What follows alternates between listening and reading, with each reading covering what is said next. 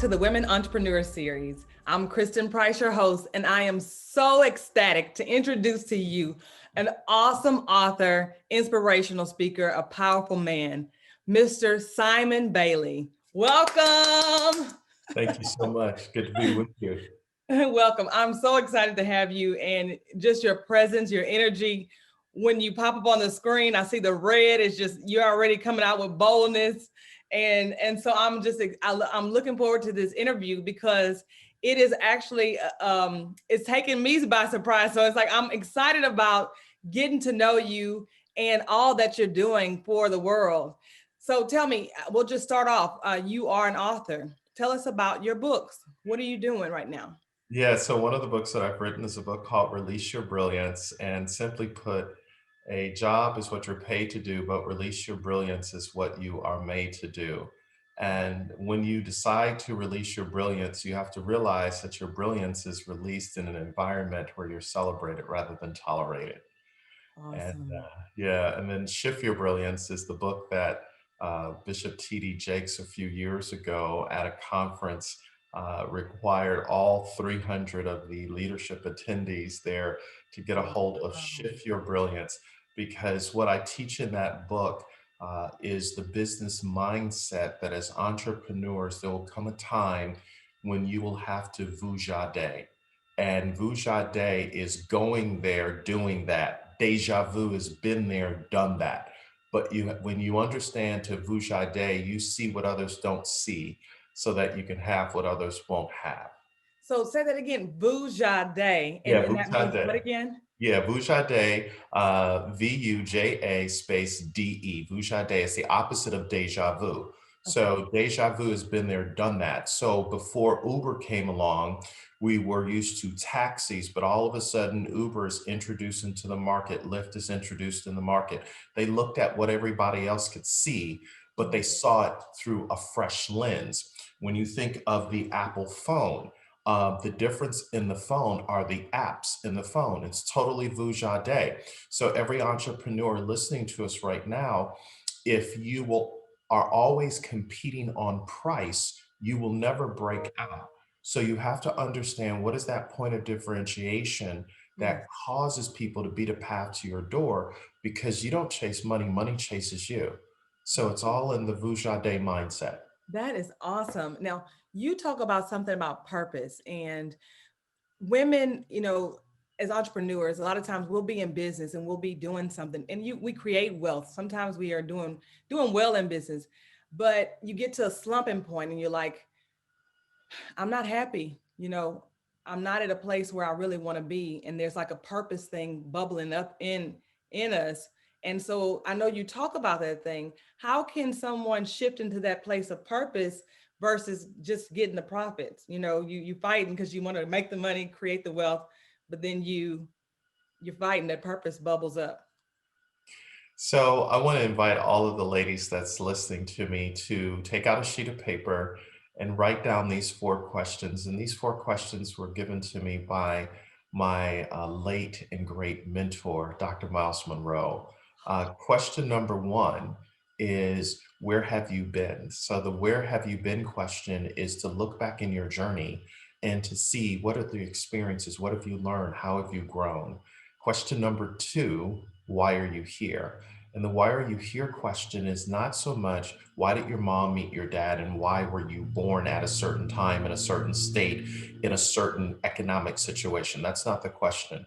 The why am I here question is the greatest tragedy in life is to be alive and not know why. So why am I here right now? What is the difference that I'm supposed to make? There's only some things that can come through the womb of your spirit that no one else can have, right? So third question is, what can I do? Dr. Christian Mirsku, who works at Princeton University in their psychology department, says, when the brain is worried, the brain slows down. When the brain slows down, it doesn't create neurogenesis, which is the process of growing neurons, which grows the brain. Mhm. So the what can I do question is the control alt delete question that deletes from the mind drive and the heart drive, those things that slow you down. And then the fourth question is, where am I going? And the where am I going question is sometimes, ladies, you plan your vacations better than you plan your lives. Another mentor of mine, Tudor Bismarck, said years ago that you have to create a strategic life plan because he asked me a question: in 10 years, you're going to be 10 years older, but will you be better? So, where have I been? Why am Yeah. I here? What can I do? Where am I going? Those are the four questions that will unlock your purpose destiny. Ooh, powerful. Oh, already. And we're just getting started. This is awesome. You know, I mean, I have now. I'm gonna be asking a whole bunch of questions, but I want to know, where did you get started? Like, where did you start your journey to get this information and to build your repertoire of the way you think? Yeah, well, first of all, I should probably take you way back very quickly. Born in the third poorest city in the United States, that being New York, went to school, literally failed freshman year in high school, moved to another high school, went out for football, basketball, track and field, got cut from everything, attempted suicide at 15, eventually graduated from high school, went to Morehouse College, dropped out of Morehouse after my freshman year because my parents couldn't send me back. Took me 10 years to finish my degree. Went to work for Disney. Took me 2 years to get hired at Disney, 10 interviews and a 10-page psychological analysis from Gallup. Stayed at Disney for 7 years, left Disney, decided to cash my entire retirement plan on my own. Went through a divorce after being married for 25 years, a cancer scare. Uh, where should I stop? But here's the thread that I will pull through all of those experiences is through it all, I've learned to trust in Jesus. I've Woo! learned to trust in God through it all. So I am literally standing here today as a person that is eternally grateful for the goodness of God.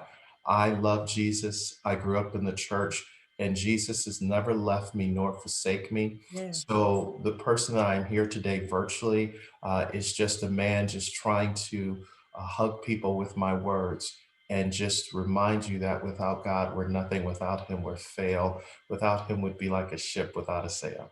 Oh my, look, hallelujah. Thank you. Period on that.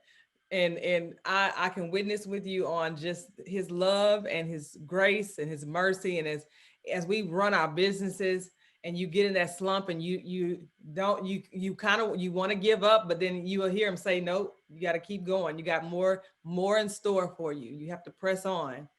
Now, I want to ask you this on connection, because we want the women to grow in their connections with their employees, their customers. How can, and even their families, I'll say, um, what's a, what is something that they can take up on themselves to connect, to be more open or vulnerable, or just be a person that would connect better with someone Yeah. else?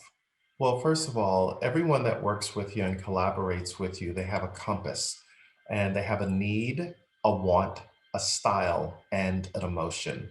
And if you're going to point them to true north to really embrace your dream, your vision, what you are bringing to the marketplace, start with the style of learning. How do they learn? How do they acquire and retain information? And then, secondly, as it relates to the emotion, is what is their appreciation language? In the book written by Dr. Gary Chapman, The Five Love Languages, if you think about that in the context of an entrepreneurial business, everyone has an appreciation language. They either want words of affirmation, they want to be validated that they are in a great place of business. They want to be recognized, the power of a thank you. So, really dial into what is that appreciation language for everyone that you work with. And then the third thing is people just don't go to work to remain the same. Right. What is the opportunity to make sure that they're learning and growing because they're watching you? So create a time at least monthly, if not every other week, where there's either a book that's being read by everyone, there's perhaps a chapter that's being discussed, and then you're taking time to say, how does this apply to the business as we look at attracting and retaining customers? Wow, that's good. I want to ask you this. You were talking about the personalities. What personality tests, or what could someone take? What would you recommend that they take in order, or kind of have an understanding of in order to connect with people? Yeah, there's so many different ways that you can come at look at personality traits and test. The DISC profile, highly recommend that. That's a great one to look at. The Strengths Finders, which is a part of Gallup, is a great way to really understand what are the strengths that individuals have. Obviously, Myers-Briggs has been around for a very, very long time. I am an ENTJ, and you'll understand that when you go through Myers-Briggs. And so those would be probably the last one, and it's probably the most expensive one. And you want to make sure you use a expert that's certified. It's called the Berkman Assessment. Okay. Dr. Berkman, who was based in Houston, Texas, and has become known all around the world for the last 50 years, all of the personality assessments were based on the Berkman Assessment. So you are going to the original founder of this, and it's a great way, especially if you have leaders or you have partners, or if you're looking to go a little bit deeper. I think the Berkman Assessment is something to look into. Thank you. And I wanted to ask you earlier because you were saying where you were from and it went out. So where Oh, are okay. you from again? You said I'm where you originally were from born? Buffalo, New York, but I live in a little small town called Windermere, Florida, which is outside Orlando. Yeah, you said you were born in and it just kind of slipped. I was like, Oh, I know okay. they're gonna be like, where was he from? So ladies, see, I got you, you know. Um, so right now, what are you doing and creating right now? What are you excited about right now? Well, we have a new TV show that just launched on Black News Channel called Spark You. Comes on every Saturday and Sunday at 9:30 a.m. And our purpose is to really help spark individuals to learn and earn so that they can lead and lift up the entire world. And so really excited about that. We have had a chance to interview people all over the world. And so our goal is to reach at least 50 million households every weekend with that show. And so that's one thing. The other thing is that we have a new book out called Be the Spark: Five Platinum Service Principles to Create Customers for Life. And that's based on my work that I did when I worked at Disney, and I did some work for the Ritz-Carlton Learning Institute. So after leaving Disney, I've worked with almost 2,000 organizations in 50 countries. So I teach this whole concept of what does customer experience really look like? And here's the net. Customer service is a department, but customer love is a mindset. And any entrepreneur that intends to thrive in a world of algorithms, autonomous cars, and Alexa must understand that it is about customer love. Absolutely. How do you think, I mean, this transition, speaking of that in business, you know, a lot of people are like getting rid of people, you know, in their companies and they're automizing everything. So that customer service thing, how can companies, if they're going to automize things, how can they really connect with people? How does that work to make people feel Yeah. comfortable? What do you In a think? world of automation, the first thing, it starts with training and development. It's really making sure those who represent your business online, or if they pick up a physical phone and talk to someone, that they have joy in their heart, a smile in their voice. If they're meeting virtually, that they see a smile in their eyes, because that's what people connect to. So we're moving from an era of customer service to human service. So being in human is every touch point in your business, from the website to the phone, to texting, to video, whatever that connection is, they feel the warmth of your love and your care, that they're not just seen as a way to make a dollar. Okay. I think that the second thing to be critically mindful of is how often do you repeat yourself by training individuals on the stories of what is working and then what's not working, because you want to make sure people learn through storytelling. So saying, hey, this customer called, here was the issue, here's how we solved it. Tell the story, rinse and repeat, tell the story the next day. So those who do work with you, they understand your standard of excellence. Wow. Now, you talk about your TV show. What, I mean, what network is it on, or how can people watch it? Because I'm like, you said it, but I'm like, I don't know. Oh, yeah, it's on the new Black News channel. Uh-huh. So BNC is a brand new channel that was just launched within the last few months by former House of Representative J.C. Watts and the owner of the Jacksonville Jaguars. So wherever people are located in the country, they can go to their cable provider and just ask for BNC.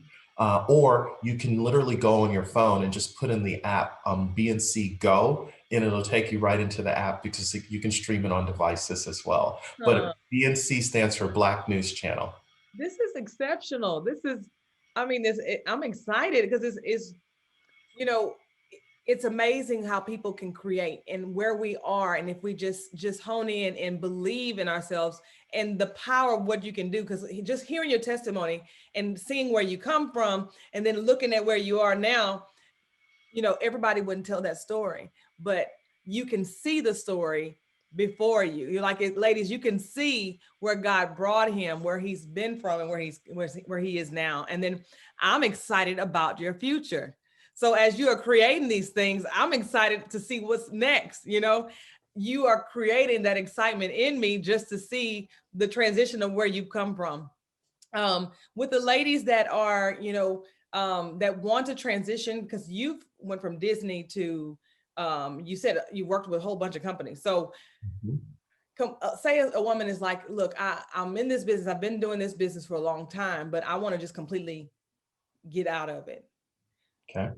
And they're looking, but right now I cannot afford to get out of this completely, but I want to transition out. What would you recommend they do? Number one, create an exit strategy. The exit strategy simply starts with, do I turn the business over to someone? Do I allow someone to acquire the business, or do I outright dissolve it and say that the season for doing this has ended? But you just don't do this immediately. You create an exit strategy. Before I left Disney, I created an 18-month plan that would allow me to leave. So I just didn't jump out, hang out my shingle and say, I'm a consultant and I'm open for business. So start with that exit strategy. What would it look like? Don't worry about you don't have the finances, because if you're just doing it for the finances, people are going to sense desperation when they deal with you, and they're going to sense that you're dumping instead of connecting. So exit strategy number one. Number two, I would go and find individuals in your same industry to find out, how did they do it? How did they transition? What did they offer? And then is there a way, third, that if you want to get out of the business, instead of just shutting everything down, you have a book of business. You have clients that love you, people who have followed you. What would it be like to collaborate with someone else who takes on your customers and you get a piece of the cut, all because you're bringing them a book of business of customers that still need the services that you no longer want to provide. So instead of just giving it all up to them, say, how about we create an alliance? And over 6 months, 12 months, 18 months, you pay me out, and the amount will start high, or it'll start low and increase, but there'll be a specific time when you stop. Just sit down and really think it through. What can be done instead of what you can't do. Wow. What can be done instead of what we can't do. Mhm. That's something to just reflect on completely. And that's with anything that we do. Okay. The Yeah, possibilities, yeah, looking at possibilities versus what we can't do, you know. totally. Yeah. Um, I'm very interested. What would be your top 5 books that you would recommend?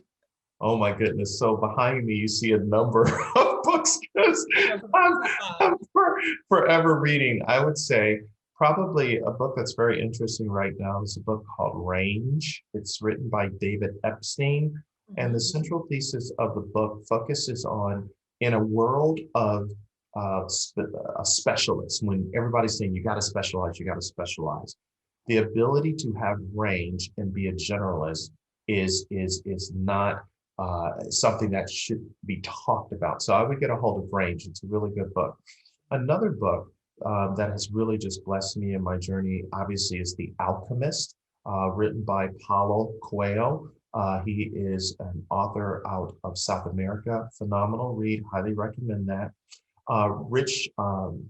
Think and Grow Rich, A Black Choice by Dr. Dennis Kimbrough, who just retired from Clark Atlanta University's Graduate School of Business. Phenomenal read. Highly, highly recommend his book. And then another one that a lot of people don't know about, and I'm going to get it here off of my shelf. 1 second here. I think is What You Can Change, written by Martin Seligman. He's a professor at the University of Pennsylvania, and it's the complete guide to successful self-improvement. The more you work on yourself, the more you become better for yourself and your business. So become better for your business first and your business second. Huge thing to really learn and take away. And then probably the last book that I would recommend is I would strongly encourage everyone to get a hold of my book, Shift Your Brilliance, because I wrote it at a time where I had been in business, I was doing well, but I was holding on to what had always worked. And what I didn't realize, sometimes you have to let go so that you can let it come. So it took me 3 years to write it, a number of 25 rewrites, because I had to live through the shift. And shift stands for see how I fit tomorrow. So shift your brilliance. Those would be my recommendations. That's so powerful. Thank you. Thank you so much. How can the ladies get in touch with you? How can they connect with you? Sure, simontbailey.com, T like terrific, or they can follow me certainly at LinkedIn. LinkedIn, I'm really big on LinkedIn, Instagram, but certainly simontbailey.com is a good start. Awesome. Simon, I have to ask you this last question. Now, if you were, let's see, just say 10 years old, you go back in time and you can tell yourself, little boy, you need to do this. Hmm. Remember this. What would that thing be that you would tell that little boy? I would simply say love yourself. Until you learn how to love the skin you're in, Yeah. it would be very difficult to hug people with your words, because you have to love where you are, who you are, no matter what that circumstance might be. And when you understand how to love the skin you're in, you show up every single day with that spark in your eyes, that joy in your heart, even through a mask, and people can sense your authenticity. And so that's what I would say. And a part, it's interesting you would ask me that question. I'm working on a new book, that's specifically, the working title is Igniting the Power of Women, a guide for men. So it's written to men to understand how to ignite the power of a woman. And what I'm discovering in my 52 years of being on this earth is that a man really never learns how to love himself until he loves the woman that he is attached to, because that woman has the ability to unlock his potential within him. So even though it's about igniting the power of a woman doesn't need her power ignited. She needs to be in a relationship where she is activated rather than tolerated. And when a woman is in a relationship where she's activated rather than tolerated, it's because the man understands that she's not trying to tell you what to do. She's just trying to invite you to become more of who you are meant to be. And Ooh, only happen when you come into the context of relationship. absolutely. That's so powerful. Ladies, stay tuned. You better get it. Get it for your man. That is awesome. Simon, I mean, literally, I could just like, okay, Simon, let's stay on this phone, you know. Meeting. But ladies, we have to let Simon go because he is a busy man and he did come to just pour into you. So Simon, thank you so much for being a part of this series, and we definitely want to get connected. We're grateful for you, grateful for your life and what you're creating, and we pray that God would bless you and keep you, and that he would just make his face to continue to shine upon you. And we love you, and so thank you so much.